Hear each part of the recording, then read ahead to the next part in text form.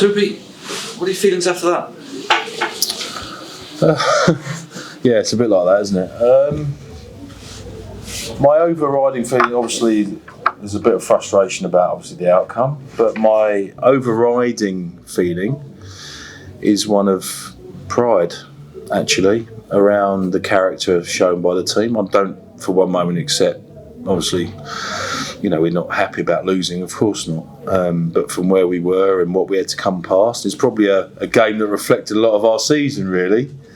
I don't mean in relation to the outcome, but there were lots of mountains to overcome on and off the pitch and bits and pieces. And it's almost epitomised that. But I'm extremely proud of the character of the players. I think that the effort was amazing. They never backed down for one moment, even when we thought we were probably not getting the rub of the green. And we'll see whether it's enough. I was going to say, you 2 loser bonus points in the last 4 minutes. The Scarlets now effectively have to win or get 4 tries and a draw, but effectively got to win. So, yeah, I mean, obviously it affects the mindset of them, and we talked about playing at the same time and bits and pieces. So, look, it's what's done is done. We can't do any more. So, would we have liked to have controlled the environment a little bit better? Yep. Would we like to have won? Of course. And I think there were opportunities, where we'll look back and go, we needed to be a little bit more clinical there. And you talk about TMO referrals and bits and pieces like that. So we had opportunities against a very, very good team. And, we've won, I said before, we've won enough games to be in the final shake-up.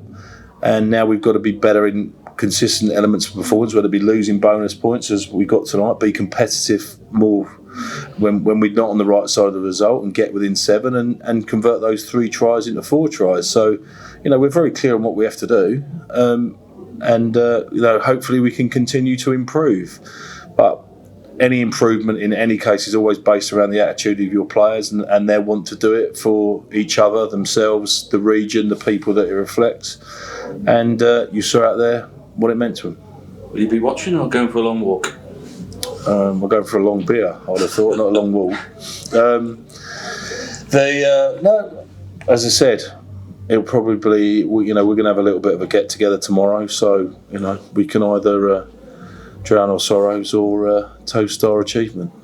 At the end there, you were 7 points off. Another try would have got you a 3rd point. But was there a dilemma there? You get the message on the field.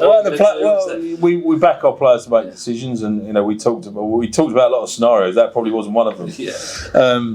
But I trust the players to make good decisions. And to be fair, field position for where you were, and okay, 1 more point, but it really doesn't change anything. So actually, I lost a point as well. Yeah, and we could have.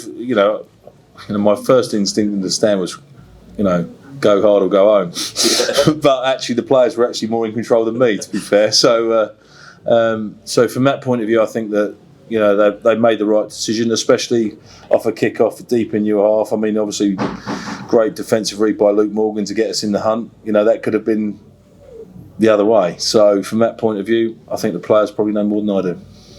Scarlets, we addressed it earlier. The Scarlets now know what they need to do. They play, after you. What are your thoughts finally on that? The Scarlets, to be fair, will play an attractive attacking style of rugby anyway. I don't think that will change them. They'll back themselves to do what they do. But as Jake White just said to me just now, he said, I think that Ulster won, did they?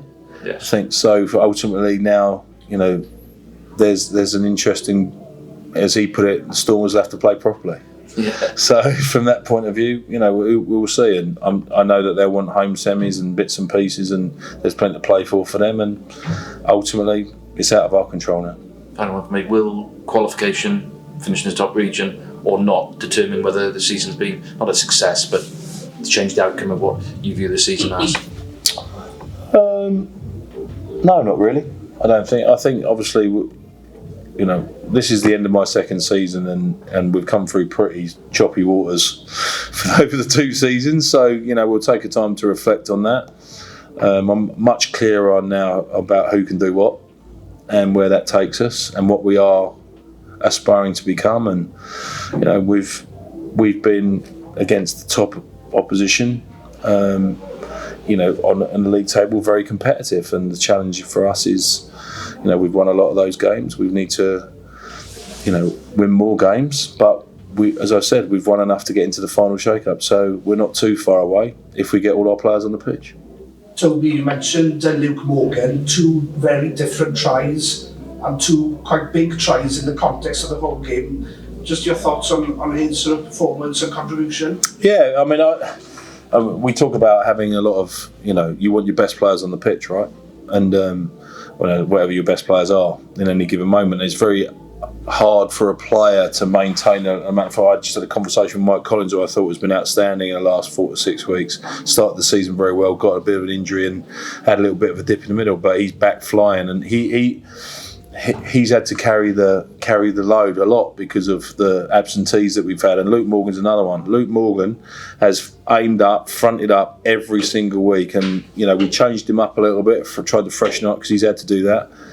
And we always talk as a team about being ready, and Luke Morgan epitomised that. He's always ready, and he'll always put his hand up, and he did brilliantly for us tonight. And Jack Morgan seemed to sort of put the disappointment of this week maybe back to mind for today. I thought he was put in the shift again. Yeah, he's done it all year for us. He's been one of our standout players all year. Everyone knows I'm not going to go over the stats, and I know why you're asking me that question, obviously.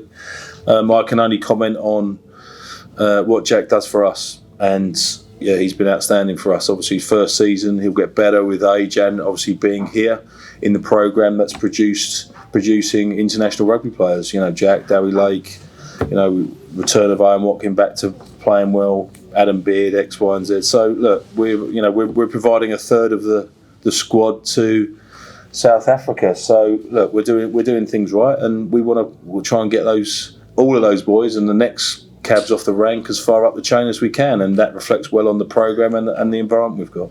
And from what you've seen in terms of the South African sides, there was sort of challenge with Wales come across in the summer.